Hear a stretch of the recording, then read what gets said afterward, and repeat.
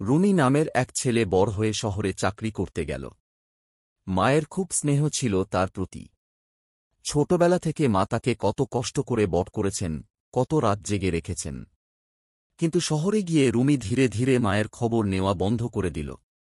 মাসে একবার ফোন করত, তাও খুব ব্যস্ত গলায় বলত, মা, এখন কথা বলতে পারছি না, পরে ফোন করব। মা কেবল অপেক্ষা করতেন। রাতে ঘুম আসত না।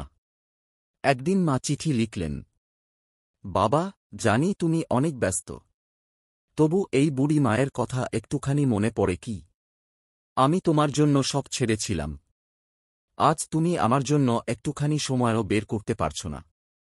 ঠিক আছে, আমি আর কিছু চাইব না, শুধু সুখে থেকো, তোমার মা। রুমি অনেকদিন চিঠিটা পড়েনি। অবশেষে একদিন ফাঁকে খাম খুলে পড়ল। সঙ্গে সঙ্গেই বুকের ভেতর কষ্টের ঝড় বয়ে গেল। ভয়ে তাড়াহুড়ো করে গ্রামে ছুটে গেল। গিয়ে দেখল, মা আর বেঁচে নেই। পাশে রাখা একটা ছোট বাক্সে সেই চিঠির নিচে লেখা ছিল, যখন পড়বে তখন বুঝবে মায়েরা কত নিঃস্বার্থ ভালোবাসে, কিন্তু তখন আমি থাকব না। রুমি মাটিতে বসে কান্নায় ভেঙে পড়ল।